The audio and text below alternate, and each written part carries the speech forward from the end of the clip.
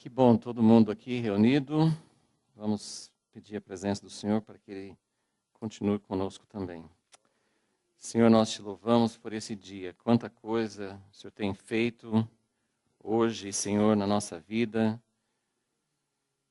Se o Senhor não aumentar a nossa capacidade, nem teríamos condições de receber mais nada, Senhor. Mas queremos que o Senhor aumente mesmo a nossa capacidade, Senhor. Ó Deus, uma capacidade que não depende de guardar fatos, de entender coisas intelectualmente, mas capacidade de ser realmente atingido por Ti, Senhor. Atingido por Teu Espírito, que o Senhor possa falar conosco. Queremos falar, ó Deus, acima de tudo, da Tua pessoa.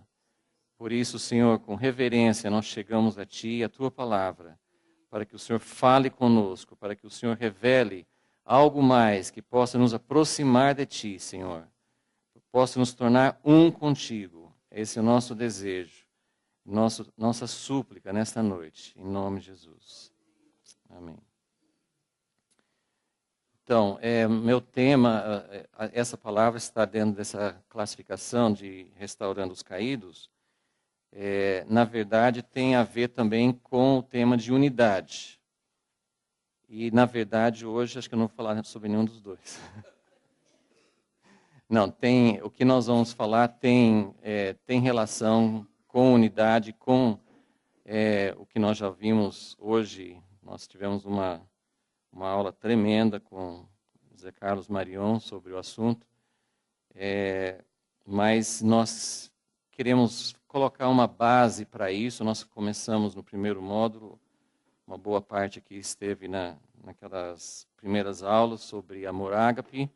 Então, é uma continuação do mesmo assunto, mas como nós falamos sobre o que é o amor ágape e o que é o contrário, né, eros, e agora nós queremos falar sobre a aplicação disso na igreja. Só que antes disso eu preciso ainda falar um pouco sobre ágape em relação a Deus, porque é a base de tudo que nós queremos falar sobre a igreja. Amanhã devemos aplicar isso melhor assim na prática, mas queremos entender um pouco sobre ágape. Nós falamos sobre eros, demos 7 pontos, né, aqueles que estiveram aqui lembram de, assim, quando a gente fala sobre ágape, sobre eros, amor próprio, não é só falar amor próprio, tem várias manifestações. Então, assim também a ágape, a gente fala Deus é amor, e eu gostaria de começar mais uma vez nesse texto, 1 João 4.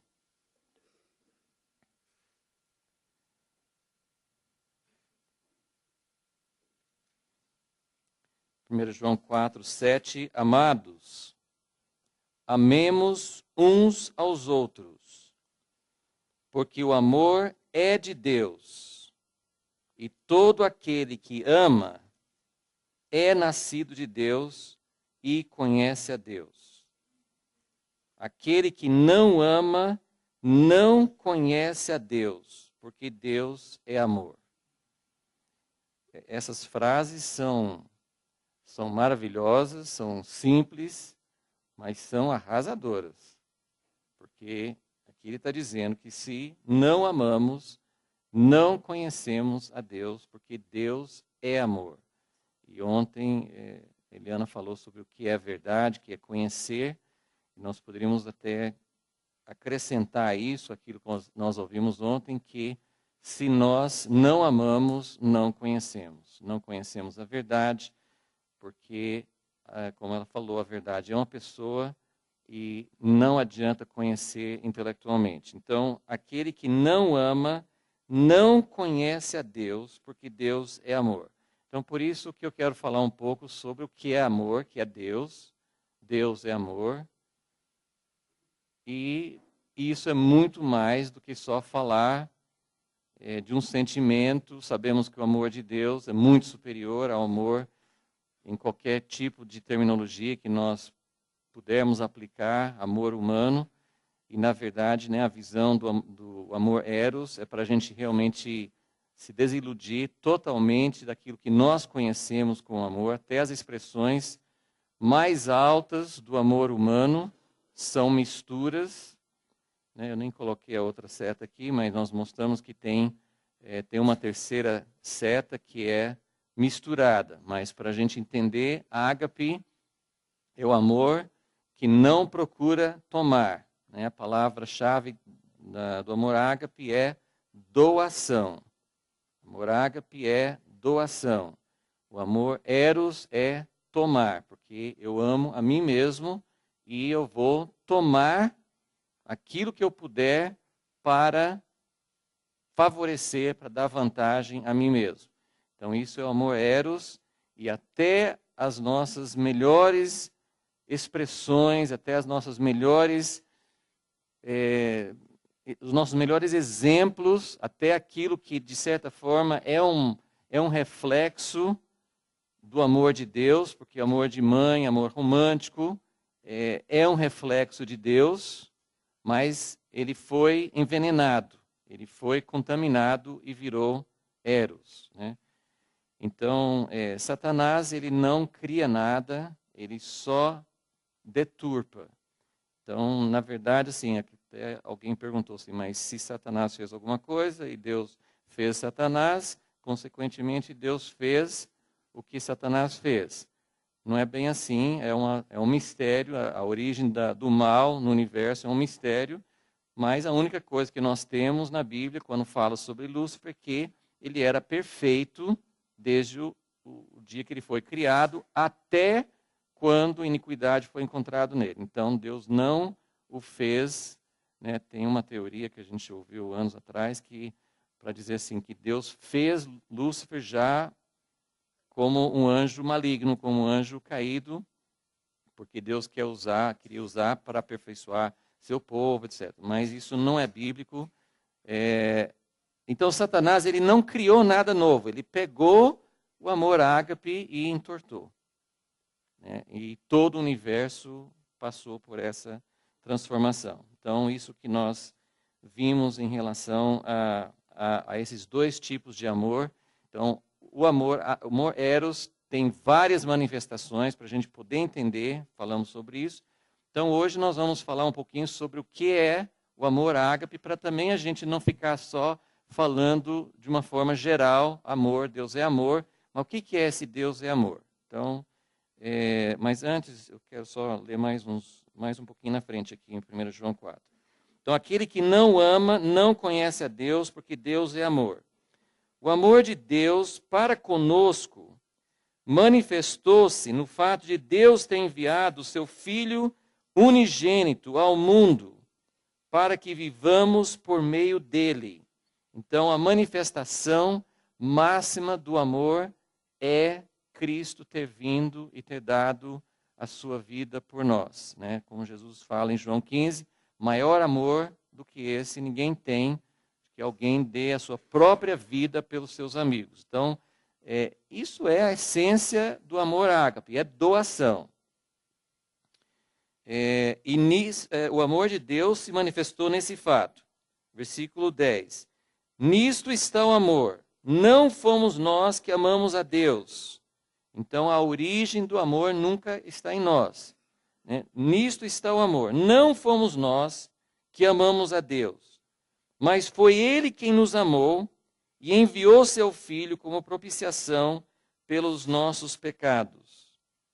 Amados, se Deus nos amou assim, nós também devemos amar uns aos outros.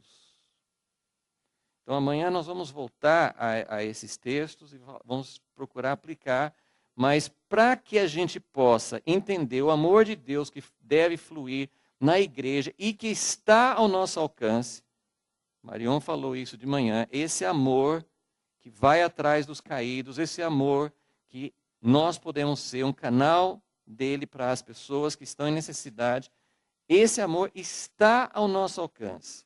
1 Coríntios 13 não é uma utopia, não é algo que não pode ser alcançado. Ele trouxe o amor de Deus para nós. Amém? Jesus trouxe o reino de Deus, Jesus trouxe o amor. A cruz de Cristo resolveu o problema do amor eros, resolveu o problema e trouxe o amor para estar dentro de nós. E o processo de fusão que acontece na Trindade é para acontecer continuamente dentro da igreja. Esse é o princípio que nós estamos falando, que nós queremos falar, enfatizar mais amanhã, mas para poder falar assim, o que é esse amor, então nós precisamos falar sobre esses atributos de Deus. Mais um versículo, versículo 12. Ninguém jamais viu a Deus.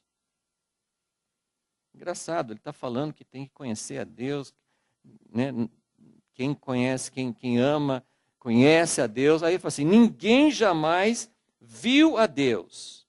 Mas se amamos uns aos outros, Deus permanece em nós, isso é fusão, Deus permanece em nós, assim como o Pai está no Filho, o Filho está no Pai. Deus permanece em nós e o seu amor é em nós aperfeiçoado. Então, o amor ágape que nasce em nós com o novo nascimento precisa ser aperfeiçoado. Ok? Então, tudo isso aqui é para a gente entender que esta é a vida que Jesus nos deu. Essa é a vida que ele proporcionou para nós. Então, para que a gente, já que se a gente não conhece, não ama, não conhece a Deus, se Deus não pode ser visto nem conhecido, mas se ele está em nós, o seu amor pode ser manifesto. Em outras palavras, Deus é conhecido através do amor, e nós temos isso confirmado em outros textos, né? Nisso todos conhecerão que sois meus discípulos, se amardes uns aos outros. Então, Deus é manifesto pelo amor.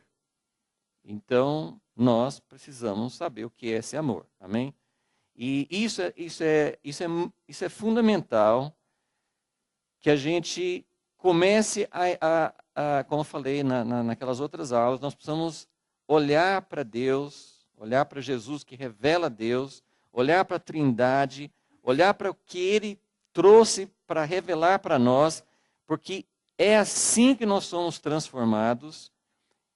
É simplesmente assim, nós não conhecemos a Deus, nós não valorizamos, a igreja não coloca valores altos nesses atributos. Não, isso aqui não te dá cargo na igreja, isso aqui não te faz se tornar alguém importante na igreja, isso aqui não é valorizado, mas isso é Deus. Deus é amor. Se nós não estivermos sendo transformados à imagem dele, o que nós estamos fazendo? Então, por isso é tão importante a gente ter uma visão daquilo que Deus é. Nós vamos para o Velho Testamento, sabemos que Jesus foi quem revelou Deus, mas o Velho Testamento tem muita revelação de Deus. Muitas pessoas sabem que Deus se revelou a Abraão, como Deus Todo-Poderoso. Deus se revelou a Moisés na sarça ardente como qual que é o nome de Deus na sarça ardente? O Eu Sou, né? Yahvé, Jeová, né? Mas eu me admiro que poucas pessoas prestam atenção num outro momento na vida de Moisés, quando Moisés queria, ele já tinha tido grandes revelações, já tinha ficado 40 dias com Deus em cima do monte, recebendo revelações, recebendo a visão do tabernáculo. E depois daquela crise lá do bezerro de ouro, e Moisés intercedeu, Deus não destruiu o povo, e aconteceram todas aquelas coisas, teve que trazer julgamento, pessoas morreram ali e tudo. E depois de tudo, Deus ainda falou assim, olha, eu não vou, eu aceitei uma parte da sua intercessão, eu não vou destruir o povo, mas não dá para eu andar mais junto com esse povo, porque eles não vão me suportar, eu não vou suportá-los, não vai dar certo. E Moisés não aceita, insiste com Deus e pede a Deus para conhecê-lo. Para conhecê-lo. É como Paulo no Novo Testamento, que também foi ao terceiro céu, viu um monte de coisas e depois fala em Filipenses, meu grande desejo é conhecer Jesus. Não é isso? Então a gente fala assim, se ele não conheceu, onde que nós estamos nesse processo, né? Então Moisés pede para conhecer a Deus. E Deus fala assim, tá bom, você achou graça aos meus olhos, eu vou revelar a minha glória. E a gente fala muito sobre o fato que ele ficou escondido, ele não podia ver Deus de frente, ele viu Deus pelas costas. Eu fico tentando entender, assim, ficar imaginando o que é ver Deus pelas costas, o que ele voltou pensando, assim, de Deus pelas costas, como é que é, e a glória que ficou no rosto dele, mas a gente não para muito para meditar naquilo que Deus realmente revelou. Êxodo 34.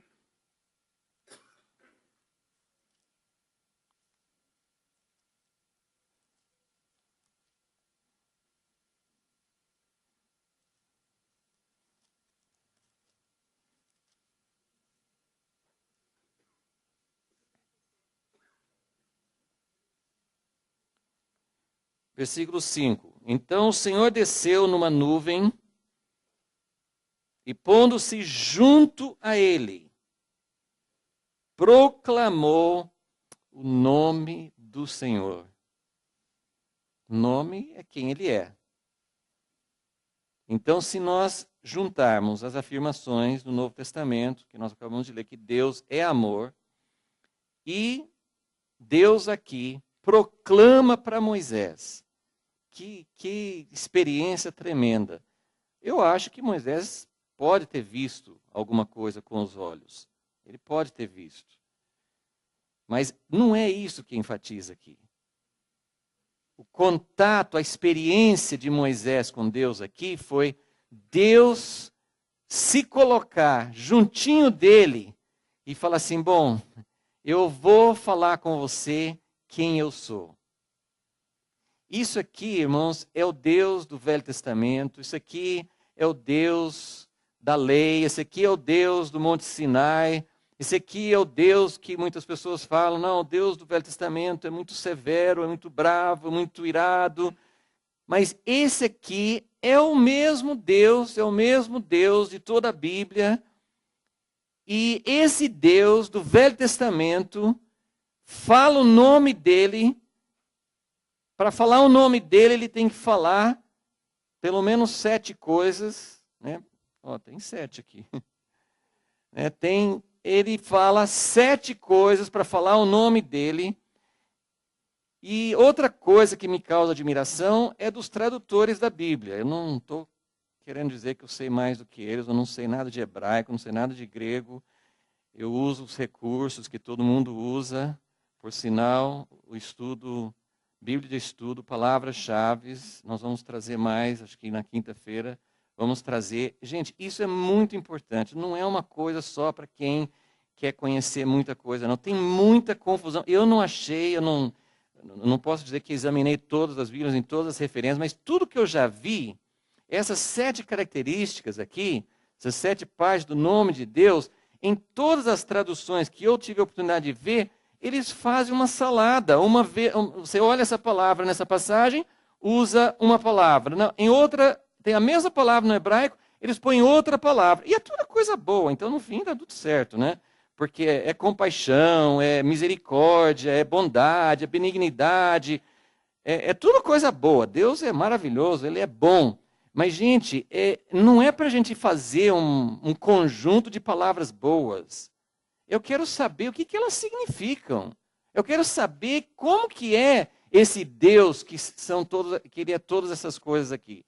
E, então, no melhor do meu entendimento, melhor que eu tenho conseguido pesquisar, é algo que, assim, eu me sinto, assim, que não sei quase nada sobre isso, estou querendo realmente entender muito mais, analisar todas as passagens, ver isso com cuidado.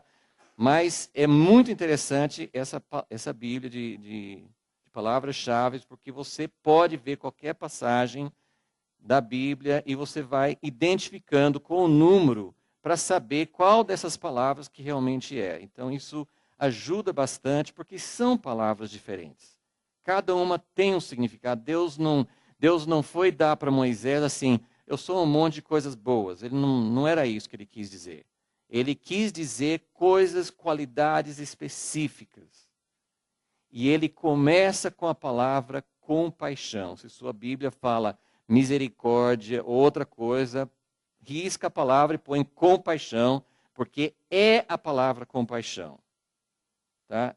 A primeira palavra na lista é compaixão. O Deus do Velho Testamento falando com Moisés, o mesmo Deus que falou de destruir toda a nação, o mesmo Deus que desceu com fogo sobre o Monte Sinai, o mesmo Deus que deu a lei, o mesmo Deus que revela vários aspectos, mas quando ele se revela, as suas características, as suas qualidades, quem ele realmente é, Moisés queria conhecer Deus de verdade, ele descobre que Deus é compaixão, ele é compassivo, né? São, na verdade, assim, são adjetivos, né? Deus é compassivo, que Deus é ágape. Agora, ágape, o que é ágape? O que é amor? Amor começa com compaixão, ok? Essa palavra compaixão, eu não vou falar, nem teria tempo hoje para entrar em todos, mas eu vou enfatizar algumas dessas palavras só. Outras são até mais fáceis da gente entender, não precisam de tanta ênfase, mas vale a pena a gente ver isso em toda a Bíblia, vale a pena a gente ver como que Deus é, vale a pena conferir como é que isso aparece na história. Isso que Deus revelou para Moisés se transformou numa chave de intercessão. O próprio Moisés, nós vamos ver daqui a pouquinho, mas o próprio Moisés usa essa revelação para interceder lá em Números 14, na outra grande crise. Ele usa essa revelação de Deus para interceder. Ele fala assim, ó Deus, eu quero saber quem o Senhor é, como que o Senhor é, quero conhecer o Senhor. Aí da próxima vez que Deus falou de destruir a nação, Moisés falou assim, Deus, agora eu sei quem o Senhor é, eu já descobri, agora eu posso falar com o Senhor, eu posso dizer que o Senhor não quer destruir todo mundo, porque o Senhor é compaixão e muitas outras coisas. Então, essas palavras, elas são carregadas de significado, elas são palavras que mostram um pouco daquilo que Deus realmente é. Compaixão.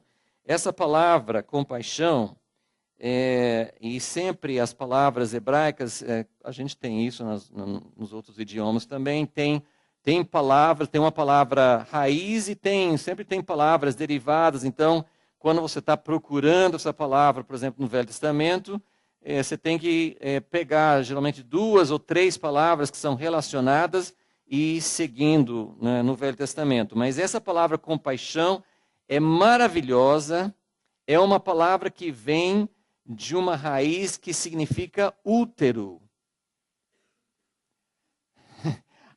As mulheres vão gostar disso. A primeira palavra de Deus que ele usa para se descrever é uma palavra feminina.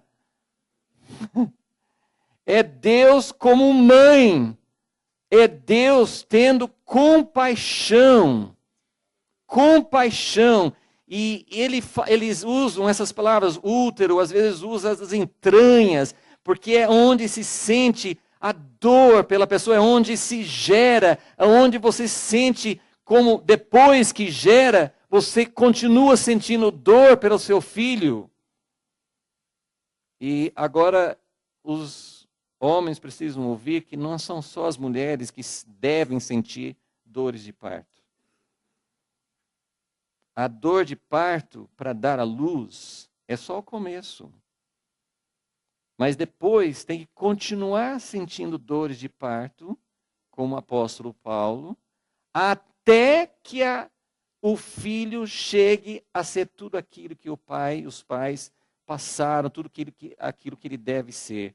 E as dores de parto, depois que o filho nasce, são principalmente do pai, mas do pai e da mãe juntos.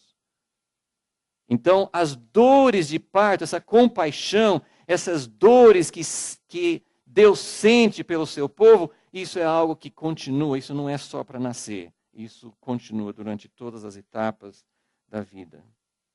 Então, essa palavra significa ternura, compaixão despertado pela fraqueza ou sofrimento de pessoas próximas.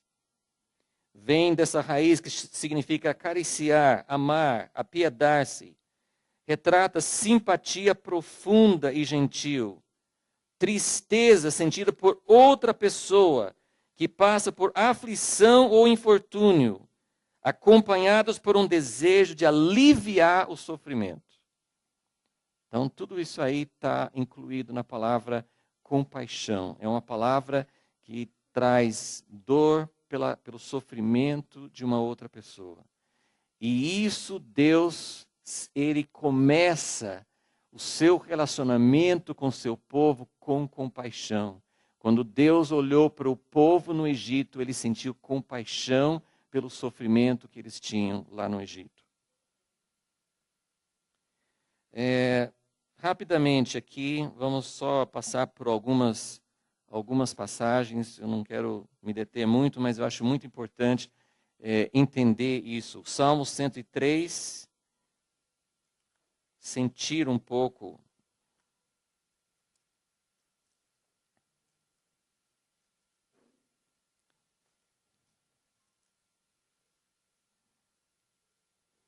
Salmo 103, versículo 13. Como um pai se compadece de seus filhos, assim o Senhor se compadece dos que o temem. Então, é o sentimento de compaixão de um pai. Ele sente compaixão por todos, pai e mãe, né? Ele sente compaixão por todas as fases, todos os sofrimentos. O que os pais sentem quando o filho vai passar por uma cirurgia? Haroldo que conta, né, a experiência que ele sentiu quando o filho dele ia ter que operar no braço, era?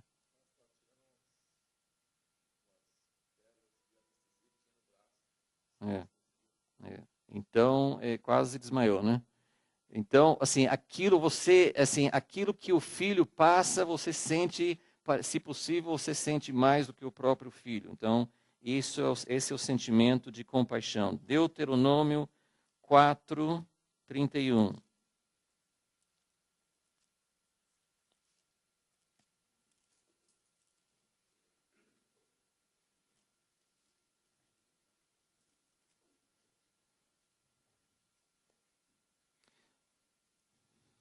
Vamos começar no 30. Quando estiverdes em angústia, e isso ele está falando até sobre quando eles estiverem em angústia por causa do pecado, por causa de desobediência, mas quando estiverdes em angústia e todas essas coisas acontecerem, então voltareis para o Senhor vosso Deus, ouvireis sua voz nos dias futuros, pois o Senhor vosso Deus é Deus, então a minha tradução aqui fala misericordioso, mas não é compassivo, tá? Compassivo, e não vos desamparará, nem vos destruirá, nem se esquecerá da aliança que jurou a vossos pais. Então ele olha para a angústia do seu povo e ele sente compaixão. Irmãos, jamais acreditem que você passa por uma situação de aflição, de angústia, e que Deus não está nem aí porque você mereceu isso e que você está sofrendo um castigo e Deus não se importa. Deus faz porque Ele sabe o que é melhor, mas Ele sente junto com a gente. Amém? Deus sofre, né? Acho que Isaías 63, ele fala isso, assim, em todos os momentos do deserto, em todas as situações de angústia, Deus sofreu junto com eles, né? Então esse é o sentimento de Deus. Bom, tem várias outras, mas vamos passar para a segunda, depois a gente pode ter... Qual a diferença aqui? Agora a misericórdia. Então, essas duas coisas não devem ser confundidas. Elas são, tudo faz parte do amor, então é evidente que algumas coisas podem até se sobrepor. tem semelhanças, tudo faz parte da natureza de Deus. Então, às vezes, você até confunde um pouco uma coisa com a outra. Mas cada uma desses atributos tem um significado próprio. Então, eu escolhi a palavra misericórdia. Em inglês, usa muito uma palavra que a gente não usa tanto em português, que seria gracioso, né? Não tem o mesmo sentido, mas gracious, né, em inglês, é usado bastante para essa segunda palavra. E é interessante que a palavra correspondente no grego é graça.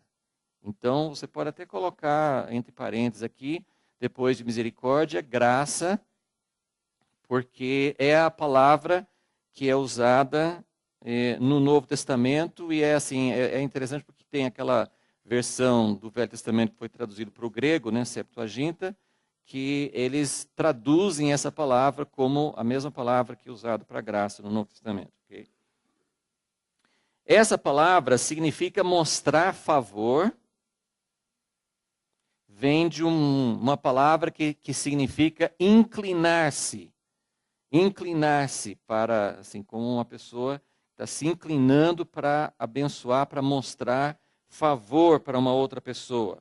Agora, a coisa importante aqui, e que as duas palavras, né, elas se complementam, é que a compaixão leva você a fazer alguma coisa.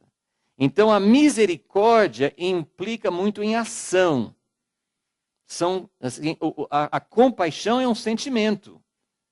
A compaixão é uma coisa que você sente pela pessoa que está passando por aflição. Agora, a misericórdia é muito usada assim para ações, aquilo que você faz para a pessoa que está passando por aflição. Agora, tem assim, a riqueza de significado em tudo isso é muito interessante, porque essa palavra misericórdia, que também tem esse sentido assim, de gracioso, ele tem uma conotação de uma pessoa que age com muita cortesia, com muita fineza, uma pessoa que tem muita graça, que é a mesma palavra aqui, é uma pessoa assim que todo mundo admira, e isso significa, a implicação disso é que a misericórdia não é algo que você faz para um mendigo, que você passa assim, você está precisando de alguma coisa aqui? Que você trata a pessoa como um inferior. Você trata a pessoa com alteza, com dignidade, porque esse ser gracioso é você traz uma pessoa, como Davi fez com Mefibosete, você traz a pessoa e coloca na sua mesa para comer junto. Você trata a pessoa com dignidade. Então, misericórdia, é uma ação, mas é uma ação dada de uma forma digna, de uma forma assim que você trata a pessoa com dignidade.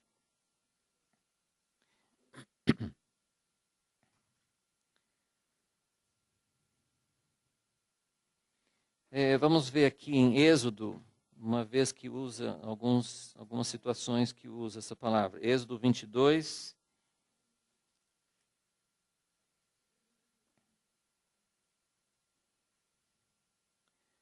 Êxodo 22, 26 e 27. Se tomares como penhor o manto do teu próximo, tu restituirás a ele antes do pôr do sol. Olha, né, as coisas... Êxodo 22, 26 e 27. Olha como Deus se preocupava com coisas parece assim, tão detalhezinhos, né? Mas isso mostra o coração de Deus. Se tomares como penhor o manto, tem que restituir antes do pôr do sol, pois a única coberta que tem é a roupa do seu corpo, em que ele se deitaria. Portanto, quando clamar a mim, eu o ouvirei, pois sou, agora pelo menos aqui está certo, né? Pois sou misericordioso. Mas o que ele quer dizer com misericordioso aqui? Qual que é a implicação desse texto aqui? Eu vou fazer alguma coisa. Eu vou fazer alguma coisa. Isso aqui não é só compaixão. Se ele clamar a mim, eu o ouvirei. Porque eu sou misericordioso. Eu vou fazer alguma coisa em favor dele. Então, essa palavra implica mais em ação. Vamos ver um outro caso. Salmo 116.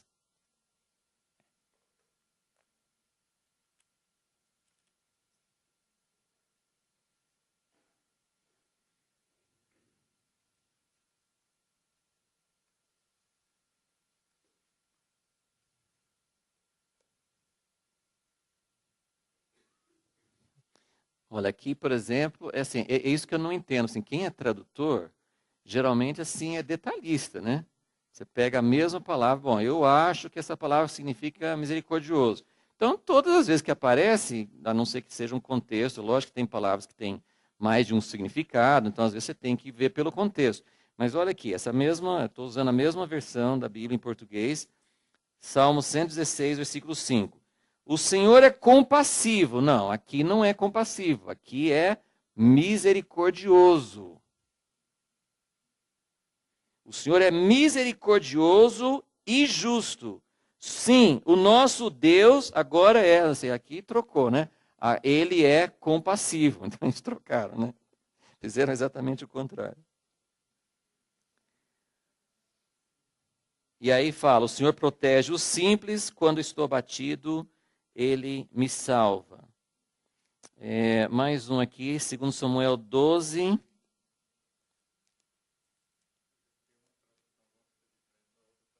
Acho que é. Está correto. É, é. Então, tem umas palavras, né? Beneficência, benignidade, assim. Eu sei que é tudo coisa boa, mas assim, eu leio isso, não me diz muita coisa, né? Então, eu acho assim, tem que colocar significados nisso, né?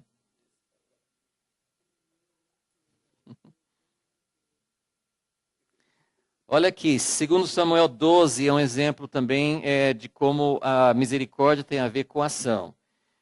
Segundo Samuel 12, 22, é o caso do filho de Batseba, que Deus falou que ia morrer, e Davi ficou orando para que não morresse.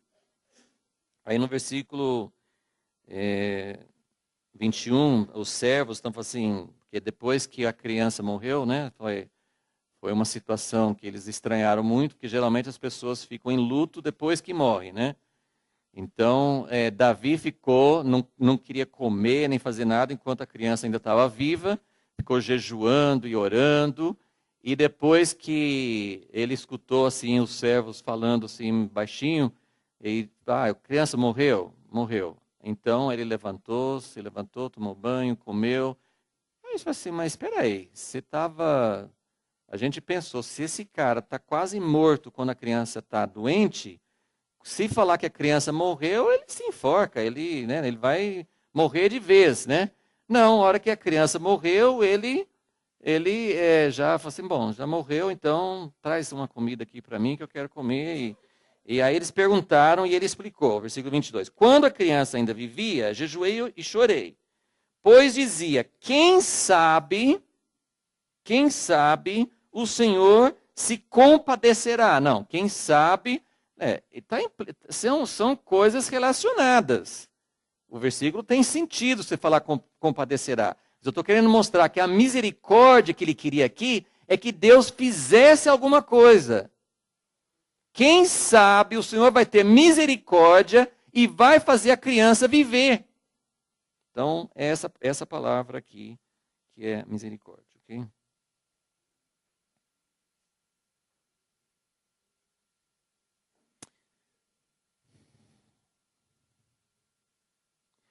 Ok, terceira palavra é uma das que é mais fáceis de entender. Tardio em irar-se. Significa que demora muito, né? Demora muito. Não significa que Deus não fica irado. Amém? Significa que ele demora bastante. Não tem pavio curto, tem um pavio bem comprido, bem longo. Longanimidade.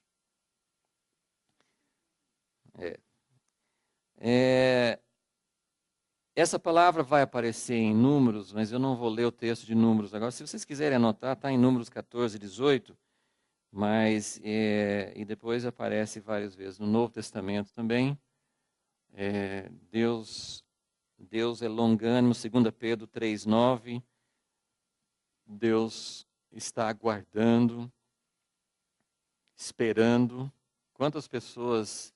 O que você acha sobre Deus? Ele é tardio em irar-se?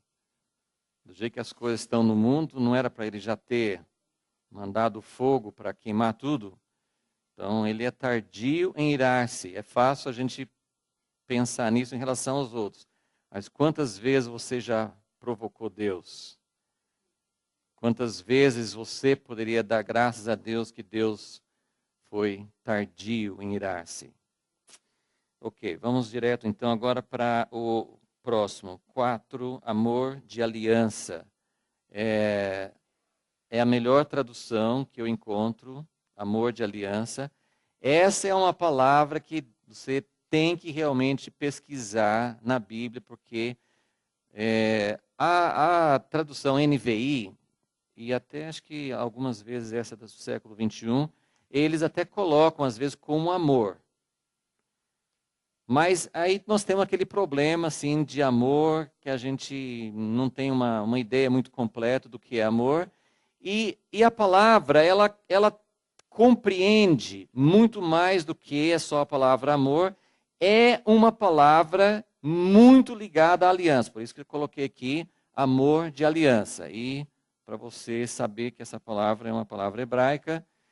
De todas essas características de Deus, essa é que é a mais citada no Velho Testamento. Aparece mais de 200 vezes.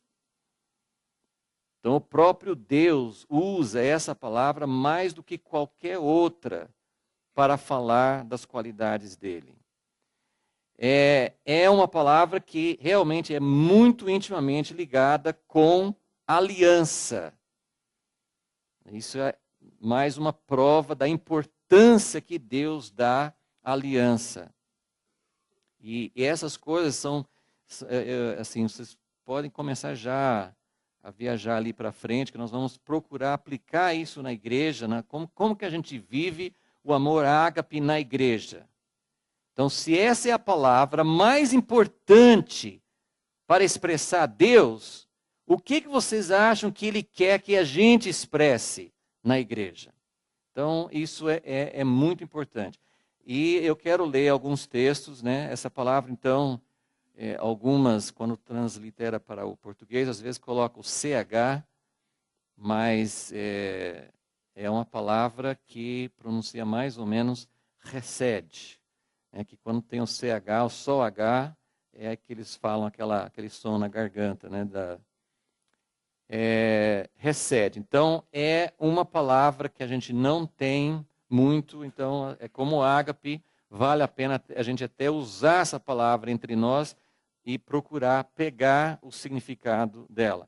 Essa palavra, ela significa amor, mas é um amor de aliança, é um amor que é forte, é constante, coloquei alguns adjetivos aqui, é forte, é duradouro, é constante, é imutável. E como é uma palavra de aliança, e aqui que entra a parte mais complicada para a gente entender o amor de Deus, porque nós vimos que o amor ágape é um amor que não busca seus próprios interesses, não tem gancho. Mas como que você explica o amor de Deus se Deus ama e não procura nenhum retorno, ele não está preocupado se você ama ele de volta? Será que é isso que a gente vê na Bíblia? Será que, de onde que vem o inferno se Deus ama e não importa com resposta? Por que Deus é um Deus ciumento, que não está nessas características aqui, mas a Bíblia fala em Êxodo Em Êxodo 34 também, no mesmo capítulo 34, mais na frente, ele fala que o nome dele é ciumento. Que nossas Bíblias falam zeloso. Mas ele às vezes, assim, as pessoas já perguntam assim, como assim Deus ciumento?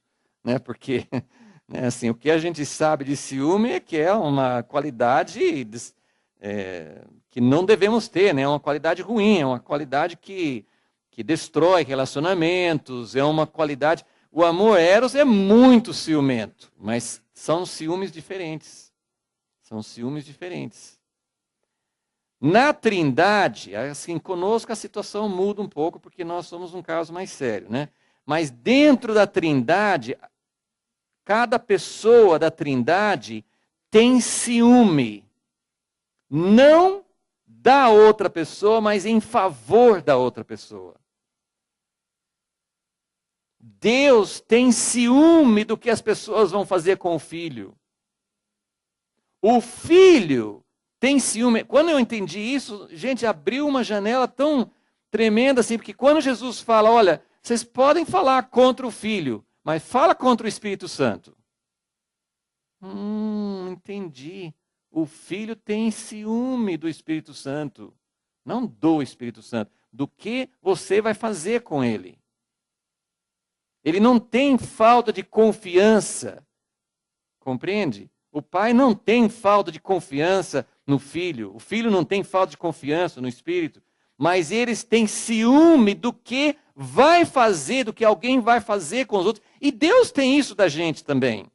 Só que nós temos um outro problema. Então, esse amor de aliança, ele procura uma resposta. Porque o propósito de Deus não é fazer a gente entrar na dança da pericorese, né? Na dança de um estar dentro do outro. Não é isso que Deus quer? E como que isso vai acontecer se não houver resposta? Porque a única razão por que a Trindade funciona em perfeição é porque um se doa para o outro, plena e totalmente. Então Deus começa com compaixão, Deus tem compaixão, Ele vem, Ele livra o seu povo lá no Egito, Ele faz coisas tremendas. Estudando o Velho Testamento, como eu estou fazendo na minha sequência lá em Americana, nós estamos estudando agora um capítulo bem estranho, né? Bem diferente lá em 1 Reis. 1 Reis 20 tem uma história do rei Acabe que não tem Elias no meio daquela história e que eu li a primeira vez e falei assim, caramba, por que essa história está aqui?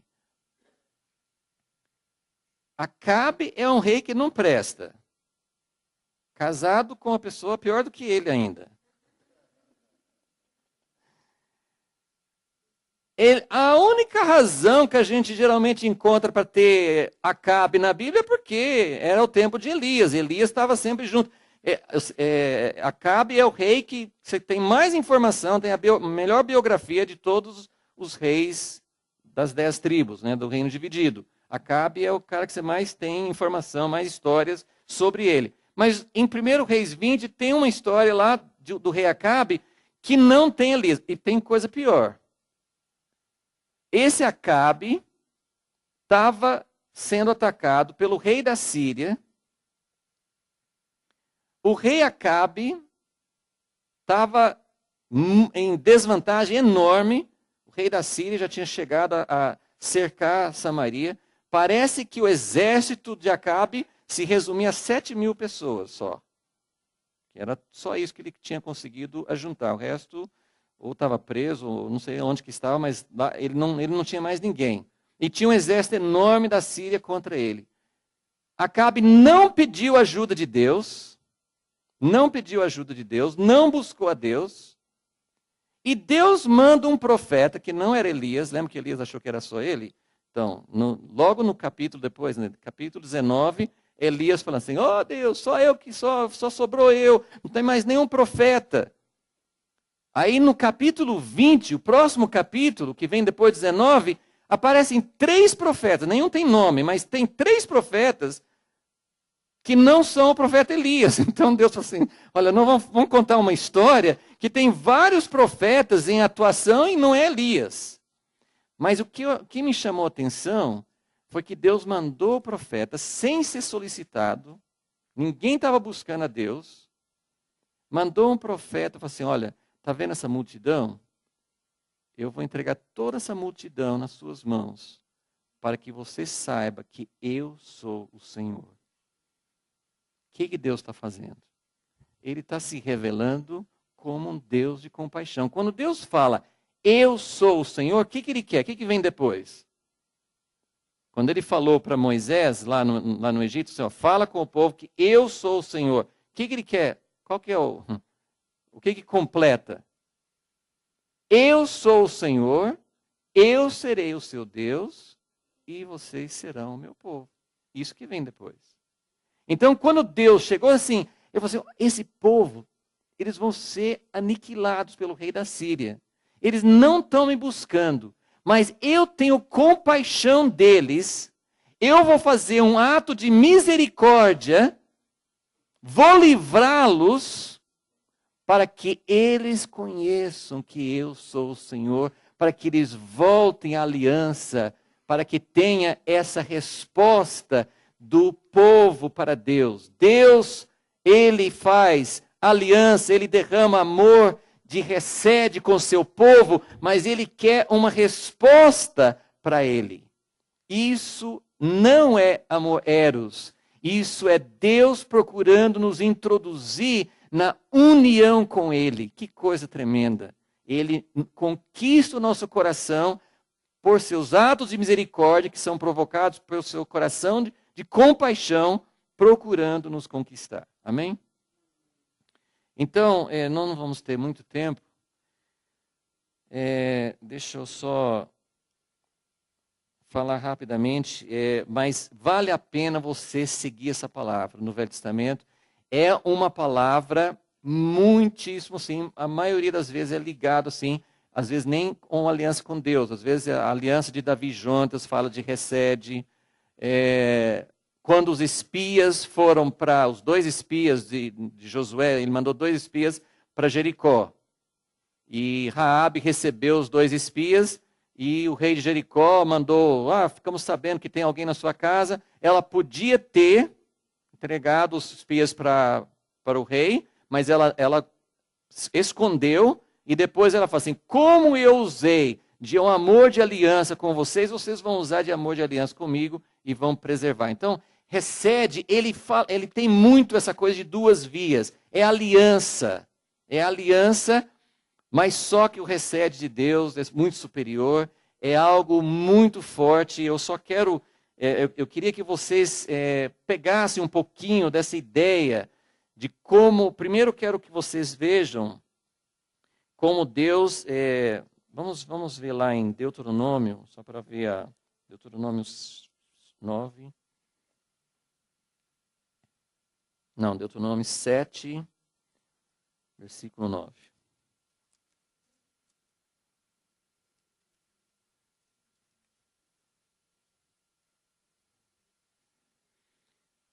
Sete, 9. Saberás que o Senhor teu Deus é que é Deus, o Deus fiel, que guarda a aliança e o recede por até 1000 gerações para com os que o amam e obedecem aos seus mandamentos. Então aqui você vê essa correspondência. Ele guarda a aliança, ele vai manter esse amor de aliança até 1000 gerações. E isso ele fala também em Êxodo 20, quando ele fala assim, olha, eu vou visitar a iniquidade dos pais, dos filhos, até a 3ª, 4ª geração, mas eu guardo, recede com até 1000 gerações, para você ver a força e a durabilidade das alianças de Deus. E aí tem, quando Davi faz aliança com Deus, recede, ele fala assim, olha Davi, eu não vou tirar meu recede de você, como eu tirei de Saul. Então, Deus está procurando, Ele usa de compaixão, Deus manda chuva sobre justos e injustos, Deus procura se revelar, Deus tem um amor que vai seta reta, mas ele está procurando uma resposta, não para tirar vantagem, mas para introduzir-nos em algo que é tremendo, que é a própria unidade com ele. Então, é profundo, eu não entendo muito, mas é algo que me cativa, é algo que me empolga bastante entender que ele vai usar de amor, de aliança com o seu povo, ele procura uma resposta, e essa resposta, quando acontece isso, é como um circuito de eletricidade. Né? Quando Deus estabelece, né? Quando Deus faz uma aliança e a pessoa responde, então já começa a acontecer fusão. Já começa a acontecer união entre Deus e o seu povo.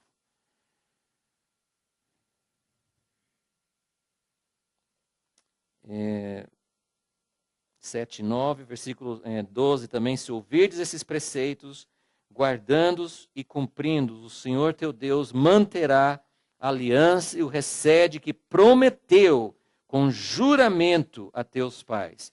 Então, naquelas palavras lá, quando ele fala assim, as fiéis misericórdias de Davi, lembra aquela expressão? As fiéis misericórdias, recede. Recede. É uma aliança que não será quebrado. Para entrar nisso, tem que ter uma resposta. Deus foi fazendo uma aliança com Abraão e foi caminhando, Abraão foi correspondendo, mas quando Abraão chegou ao ponto de se doar inteiramente, o que Abraão fez para se doar inteiramente a Deus? Ofereceu seu filho, ele ofereceu tudo que ele tinha. Quando Abraão fez isso, o que Deus falou? Agora eu jurei, agora recede, fechou a aliança, não tem jeito de quebrar mais, isso é forte, isso vai atravessar séculos e milênios, mas jamais será quebrado. Isso é tremendo, isso é uma aliança de Deus. Isso não acontece no primeiro encontro. Não acontece no primeiro encontro. Mas quando Deus encontra essa resposta, foi isso que aconteceu com Davi. Davi já tinha tido várias experiências com Deus também, mas em 2 Samuel 7, quando ele se doou a Deus, quando ele respondeu ao amor de Deus, quando ele falou assim, Deus, o Senhor me deu descanso de todos os inimigos, o Senhor me deu Jerusalém, o Senhor me deu uma casa, o Senhor me deu a esposa, o Senhor me deu filhos, o Senhor me deu um reino, o Senhor me deu tudo. Agora, o que eu posso fazer? Eu quero fazer uma casa para o Senhor. Deus falou assim, fechou, fechou, a casa está errada, não é assim que vai acontecer, você não vai fazer, é Salomão que vai fazer. Ele falou umas coisas assim, que até a gente pode até pensar assim, peraí, acho que Deus não gostou da proposta. Que nada, foi por causa da proposta que Deus falou, pronto, é você para sempre. É você para sempre, é a minha casa com você. É como, acho que o Haroldo estava falando assim, quando a gente se doa para Deus e se lança nas mãos de Deus, mesmo fazendo coisa errada, Deus conserta. A proposta de Davi não era bem, ele não tinha revelação, não sabia sobre algumas coisas, mas ele queria fazer uma casa para Deus. Pronto, já é o que Deus estava procurando. Entendeu? Então, quando entra nesse relacionamento, Deus firma uma aliança que não tem retorno mais. Tem disciplina de aliança. Deus fala assim, olha, se os seus filhos errarem, eu vou castigar, porque isso faz parte da aliança. Mas eu não vou tirar o meu recede de você, nem dos seus filhos para sempre. Então isso é coisa firme, é coisa firme. Lá nos profetas ele fala, se eu quebrasse a minha aliança com Davi, eu teria que quebrar minha aliança com o sol, com a lua, com o sistema do mundo, eu teria que quebrar tudo. Porque é uma aliança firme. Então, isso é recede. Isso é o nosso Deus. E aí eu queria só ler, vocês podem notar Jeremias 2:2, mas eu não vou ler. Eu vou para Oséias capítulo 6.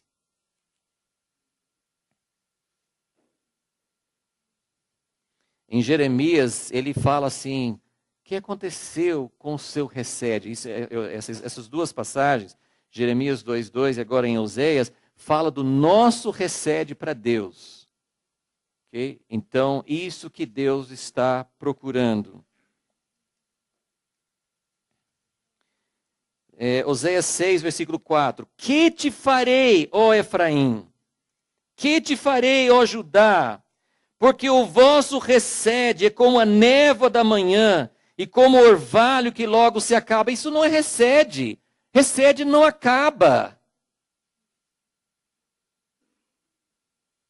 Vocês estão conseguindo já transferir para casamento? Casamento mesmo, entre nós. Casamento, aliança com irmãos na igreja, isso tudo é para ser recede. Deus não admite.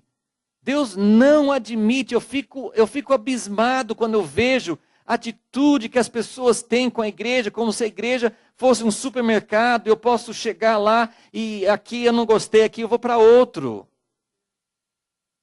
Nós não temos noção de quem é Deus. Não, meu recede é com Deus. Ah, nós vamos ver isso amanhã melhor. Recede é só com Deus. Eu tenho aliança firme com Deus. Agora, com as pessoas, não tem importância. Uma hora eu estou com um, outra hora que eu estou com outro. Né? A ideia que o mundo tem de fidelidade no casamento é você é fiel àquela pessoa enquanto você está junto com ela. Ou seja, assim, fidelidade, assim, enquanto eu estou namorando, ou quando estou casado com essa pessoa, eu não tenho outras. Mas se eu achar que não dá certo, eu quebro e faço uma outra aliança. Aí, quando estou com ela, também sou fiel. Isso é a ideia que as pessoas têm hoje. Mas, gente, na igreja está mais ou menos assim. Está mais ou menos assim. Nós não temos compromisso com as pessoas. Nós não temos compromisso com o corpo de Cristo. Nós não temos compromisso. Isso não é a natureza de Deus. Nós não estamos expressando Deus dessa forma. E Deus está falando que se você não tem recede com seus irmãos, você não tem com Deus. Então não adianta falar que você tem com Deus. Que te farei, Efraim? Seu recede é como a névoa da manhã. E aí, aqui a gente vê o ciúme da aliança, versículo 5. Por isso os abati por meio dos profetas, matei-os pela palavra da minha boca, meus juízos a teu respeito sairão como a luz. Versículo 6. Pois quero, o que vocês acham que é? Recede. Quero, recede, e não sacrifício.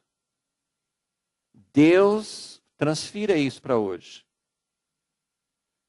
Muito louvor, muita música, muito evangelismo, talvez, fazendo um monte de coisas, e não tem recede. Deus não sabe trabalhar nesse ambiente. Deus não consegue trabalhar nesse ambiente, Ele não consegue se manifestar. Não temos compromisso com as pessoas. Eu quero recede e não sacrifício. Conhecimento de Deus mais do que os holocaustos. É muito sério, irmãos, muito sério isso.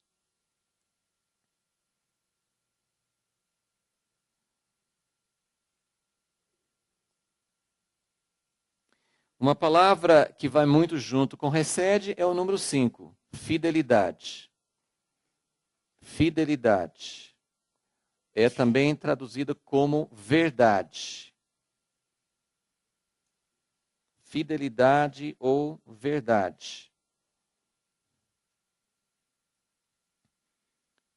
E você percebe, né, como que muitas vezes quando você eu não sei se é sempre, mas quase sempre quando você vê na sua Bíblia misericórdia e verdade, sabe aquela dupla?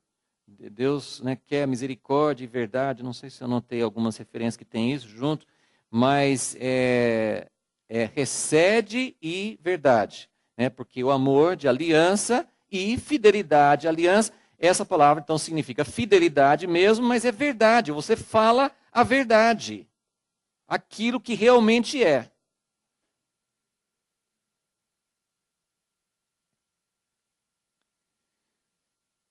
Número 6.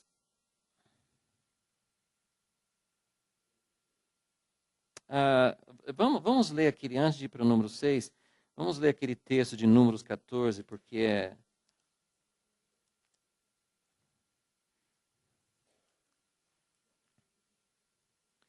Muitos, não foi só Moisés, Neemias como intercessor, Daniel, eles usavam essas palavras nos Salmos.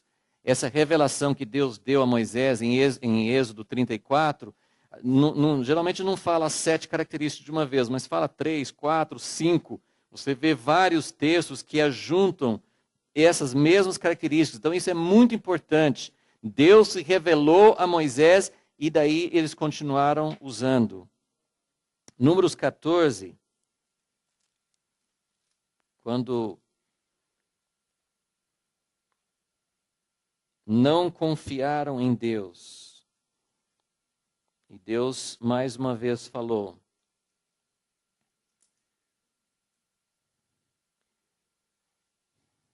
que ia destruir toda a nação, Números 14, 17. Agora, rogo-te que o poder do meu Senhor se mostre grande, conforme tens dito. Então, irmãos, isso aqui é um exemplo maravilhoso de intercessão, porque você usa a própria revelação de Deus para conversar com Deus. Você usa a palavra de Deus, as promessas de Deus, mas quem Deus é. Então ele fala assim, Senhor, o Senhor mesmo falou, versículo 18, o Senhor é tardio em irar-se,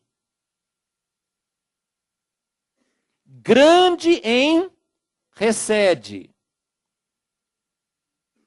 Perdoa a culpa, que é o número 6 aqui, né?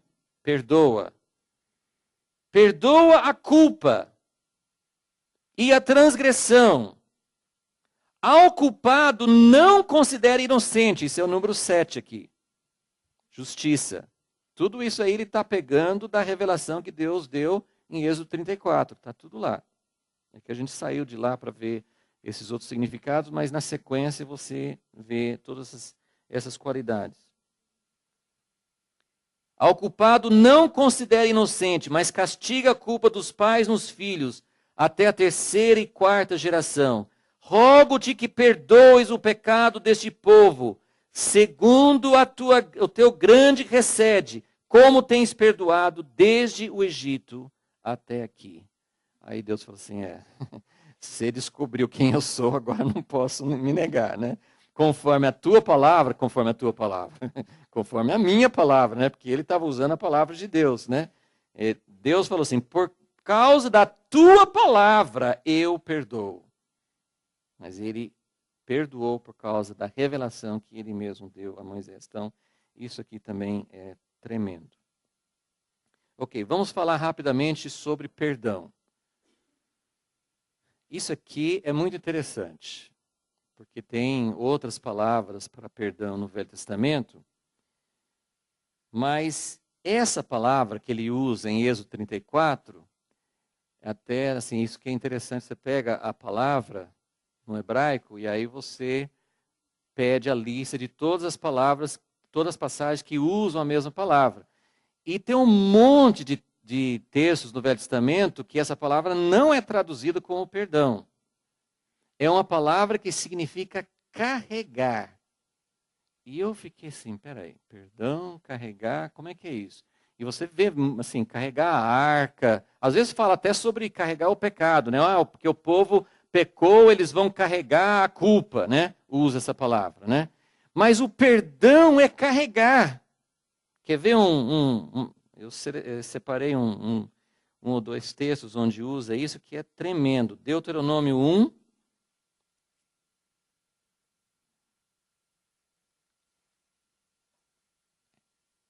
(31).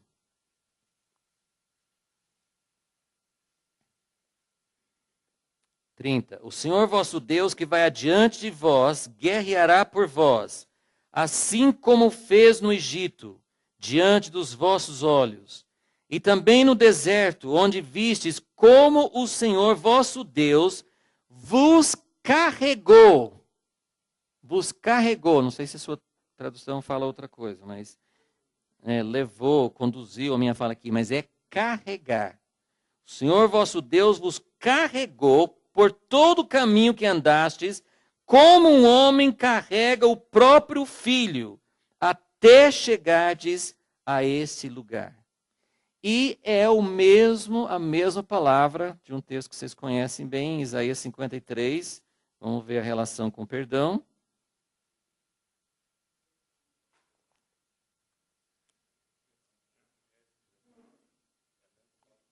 A mesma palavra perdoar, que está em Êxodo 34. E em Isaías 53, versículo 12, fala assim: por isso eu lhe darei uma porção com os grandes, ele repartirá o despojo com os poderosos, porque derramou a sua vida até a morte, foi contado com os transgressores, mas ele carregou sobre si, a mesma palavra, carregou sobre si, o que ele carregou? O pecado de muitos, e intercedeu pelos transgressores. Isso é quem Deus é. Isso é o amor. Ele é o Deus que tem compaixão, que tem misericórdia, que demora para se irar, que faz aliança, que é fiel, que fala sempre a verdade, que se mantém a verdade. Esse número 5, ele fala a verdade e ele se mantém com a verdade, ele é fiel à verdade. E perdoar, ele é aquele que carrega, ele mesmo carrega as nossas transgressões. Quando fala do sacerdote que carrega sobre si a iniquidade, é essa palavra. Carrega sobre o peitoral, sobre o coração, é essa mesma palavra. Tremendo, né? E em último lugar, ele é justo. Eu coloquei justo aqui, mas lá em Êxodo 34 ele fala isso, que ele não inocenta o culpado. Olha só, talvez, o número 4, ele tem alguma coisa envolvida com ciúme, é um amor de aliança, mas que quer uma resposta. Então você pode falar assim, tem alguma coisa de mais negativo, sei lá, no 4, mas na verdade, assim, a maneira que é usada essa palavra é sempre no sentido de que fez aliança, eu mantenho essa aliança dura, essa aliança aguenta, essa aliança suporta. Deus suportou, tudo isso que Haroldo está explicando sobre Israel, sobre as dispersões, sobre tudo que aconteceu. Deus suporta e mantém, ele não desiste da sua aliança. Eu não te abandonarei, eu vou acompanhar, eu continuo, eu não desisto.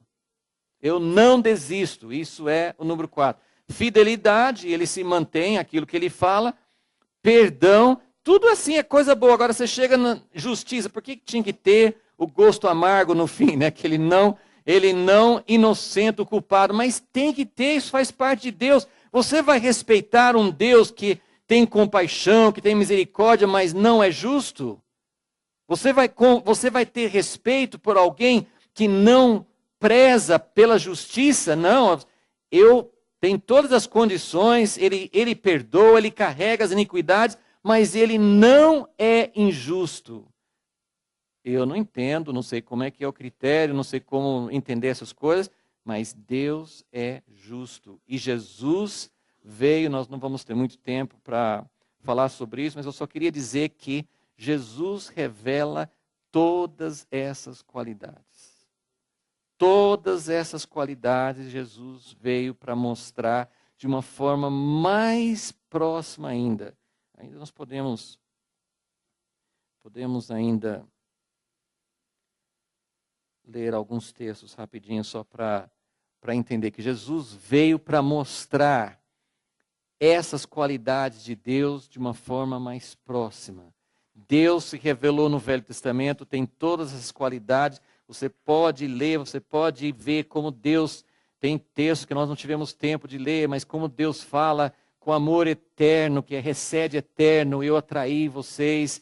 Ele fala assim de como ele sente por Efraim, como a compaixão dele, como ele sente compaixão por esse filho rebelde, como ele sente dores de parto para trazer esse povo de volta para si mesmo, como Deus está procurando, como Deus é longânimo, todas essas coisas tem no Velho Testamento, mas o povo não conseguia entender muito, eles não entenderam, não sentiram. Aí Jesus veio para mostrar de verdade como Deus é.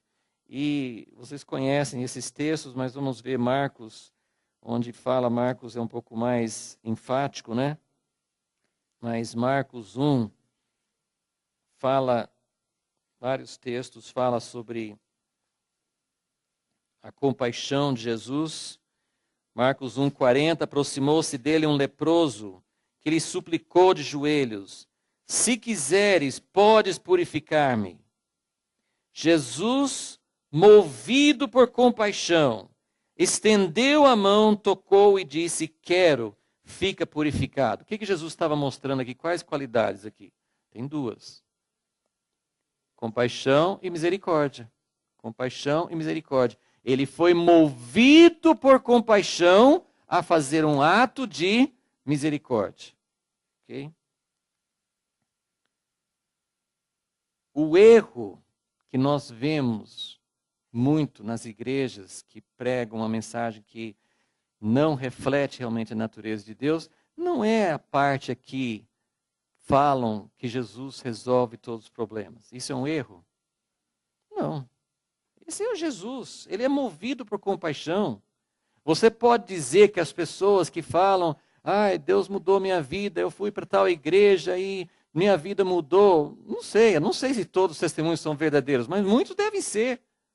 Ah, foi Jesus? Não, não foi Jesus, porque lá, não, foi Jesus sim. Deus é grande em misericórdia, grande em compaixão. Ele age mesmo. E se a gente fica lá criticando, nós que estamos errados. Porque a gente devia estar oferecendo essa vida de misericórdia para as pessoas. Não é verdade? O problema é que Deus está procurando algo mais. Ele derrama muita misericórdia, atos de compaixão, mas ele está procurando estabelecer um relacionamento. Né? Vamos ver um versículo que ele mostra, recede. Alguém lembra de um texto? Tem um texto maravilhoso que fala, não usa a palavra, evidentemente. Tem algum texto nos evangelhos que você lembra assim, que Jesus tinha uma aliança forte, ele tinha uma aliança e ele manteve essa aliança.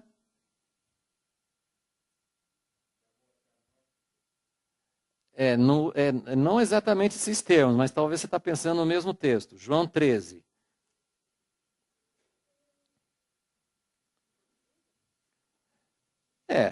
Incluiu Judas. Mas não era só Judas.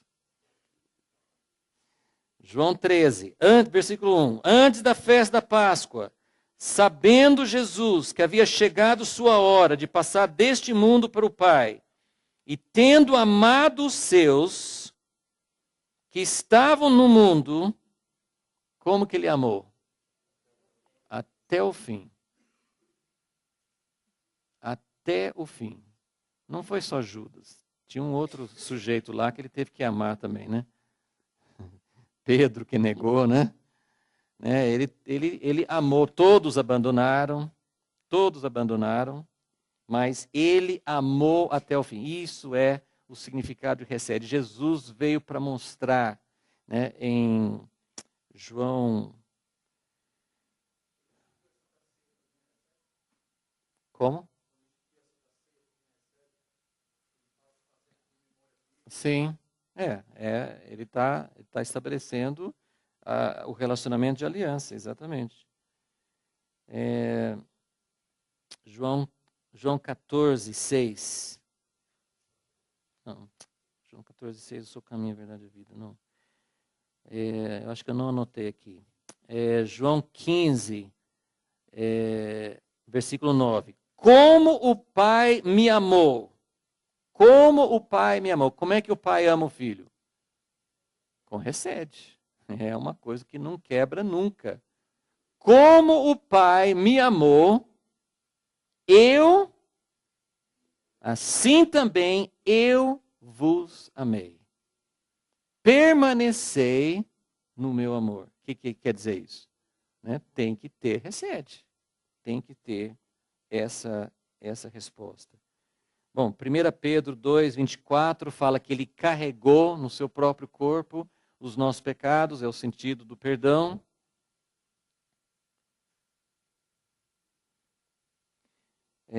Justiça, Jesus veio para mostrar justiça. 1 Pedro 2, 24.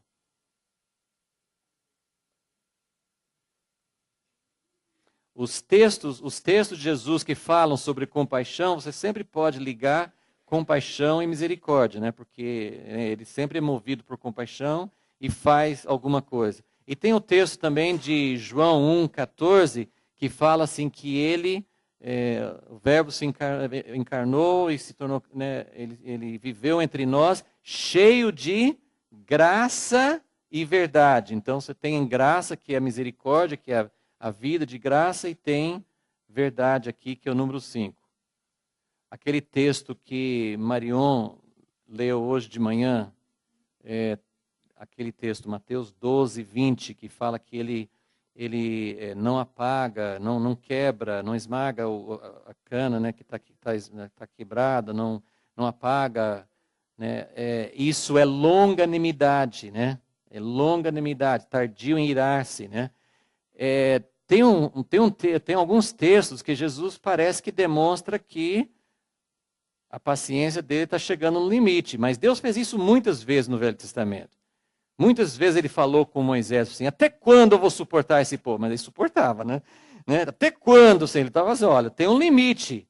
E quando eles trouxeram aquele menino epiléptico e falaram assim: ó, a gente levou seus discípulos e eles não resolveram nada, ele falou assim: até quando vou suportar? Né? Assim, até parece que ele está perdendo a paciência. Mas ele falou assim: traz aqui. Né? Então o problema não é falar até quando, o problema é que ele realmente mantém essa longanimidade.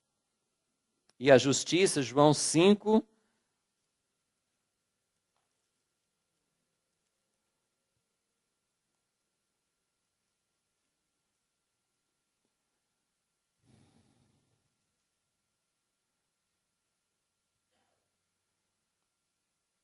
João 5, versículo 22. Porque o Pai não julga ninguém, mas entregou ao Filho todo o julgamento. Versículo 26. Pois assim como o Pai tem vida em si mesmo, assim também concedeu ao Filho ter vida em si mesmo. E deu-lhe autoridade para julgar, pois ele é o Filho do homem. E Atos 17.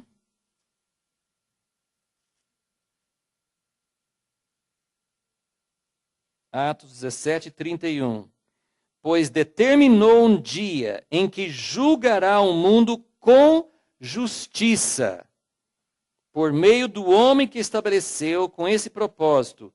E ele garantiu isso a todos ao ressuscitá-lo dentre os mortos. Então, Jesus também é o justo, tem Apocalipse que fala sobre isso também. Ele virá para julgar com justiça. Então, Jesus veio para revelar todas essas características, toda a natureza de Deus, e ele veio para trazer isso em nós. Eu só vou terminar com esse versículo em 1 Coríntios, para a gente retomar amanhã. Mas 1 Coríntios 1.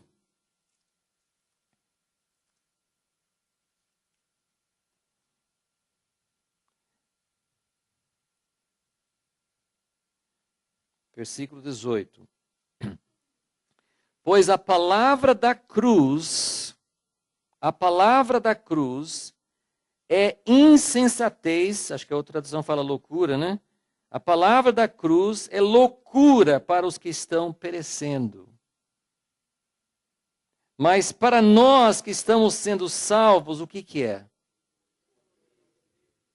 Eu quero que vocês pensem agora sobre o poder da fusão. O que é o poder da cruz? O poder da cruz é de nos unir com Deus. tem algum poder maior do que esse? Ele fala também em Romanos 1, né? A mesma coisa, né? O evangelho, eu não me envergonho do evangelho, porque é o poder de Deus, é o poder de fusão, é um poder maior do que fissão, é maior do que separação, é maior do que eros, é maior do que o gancho, é maior do que tudo, porque é pela cruz que ele se doou a nós e é pela cruz que nós entramos em união com ele. E quando nós entramos em união com ele, nós temos essas qualidades para serem desenvolvidas em nós. O amor precisa ser aperfeiçoado. Irmãos, o que é discipulado? O que é crescer na imagem de Deus? Se nós estamos produzindo pessoas, nós mesmos estamos sendo, e as pessoas que estão em volta de nós, nós não prezamos isso aqui. Como eu falei no início, isso não é colocado como coisa importante. Importante às vezes é ter dons, importante é saber dirigir um grupo, importante é você saber se impor, ter autoridade. Essas coisas não é isso que ele está falando, esses são os atributos de Deus. Os teólogos dizem, nem sei se eles usam essas qualidades, né, mas eles falam assim, Deus tem algumas qualidades que não são comunicáveis. Pode me lembrar de alguma? Tem algumas qualidades de Deus que ele nunca vai transmitir para nós.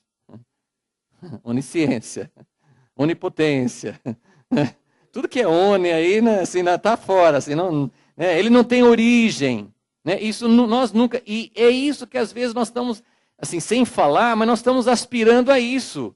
A gente quer ser quem sabe tudo, a gente quer ser quem tem poder, a gente quer ser pessoas que se assemelham a Deus. Esse negócio de se assemelhar a Deus, tem uma história meio ruim lá no início sobre isso, né? Quem quis ser igual a Deus nessas coisas, caiu. Então, agora, isso é o que ele pode, isso que ele quer transmitir. Isso é a natureza de Deus. Isso é ágape. Deus é ágape. O ágape precisa ser aperfeiçoado. Como nós vamos aperfeiçoar o nosso amor para Deus? Você já sabe a resposta, mas se não souber, volte amanhã. Como que a gente aperfeiçoa o amor ágape? Amando uns aos outros. O amor ágape começa na sua família. O amor ágape é na igreja. O amor ágape é as pessoas perdidas. O amor ágape, você não ama Deus. Você não tem recebe. Deus está esperando uma resposta. Deus investiu tudo em você. Deus colocou o seu amor. O amor de Deus nos constrange, o amor de Deus é tremendo. Ele investiu o amor dele em nós para quê? Para que a gente possa devolver a ele, sim. Mas como é que eu devolvo para ele? Tá? Então nós vamos entrar um pouco mais nisso. Mas amanhã. A cruz é o poder de Deus. E o último versículo desse capítulo, o penúltimo, versículo 30, mas vós sois dele, em Cristo Jesus. Em Cristo Jesus. Todas as vezes que fala em Cristo, é fusão, é nossa união com Deus. É nossa união com a natureza de Deus. Mas isso não é uma coisa hipotética para um dia eu sentar no trono. Isso é para eu começar a ser compassivo, misericordioso, tardio em irar-se e todas essas coisas. Amém? Nós fomos colocados nele. Isso é obra dele, vós sois dele, em Cristo Jesus, o qual da parte de Deus se tornou para nós sabedoria, justiça, santificação e redenção. Amém.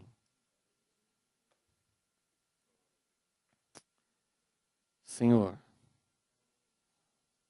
ó Senhor Jesus,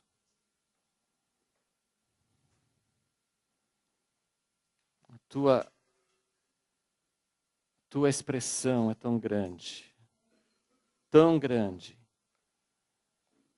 Nós não somos dignos de receber tão grande amor. Mas, ó Senhor, tu nos fizeste parte da história, parte do povo de Israel, parte das alianças. E o Senhor quer se revelar a nós também como o Senhor, o eu sou, aquele que demonstra tão grandes manifestações de misericórdia, de compaixão na nossa vida. Senhor, ó Senhor, o amor não consiste em que nós tenhamos amado o Senhor. O amor consiste no fato de que o Senhor nos amou. Mas esse amor tem o poder de nos transformar em pessoas que amam também. Ó Deus, Senhor, é isso que nós temos que ser como tua igreja. Que o Senhor faça isso, que o Senhor nos conduza para isso. Possamos ir além e alcançar, Senhor. Ó Deus, receber de Ti e alcançar, ó Deus, outras pessoas, porque é assim que o Teu amor será aperfeiçoado. Sela a Tua palavra em nossos corações, Senhor. Em nome de Jesus, Senhor.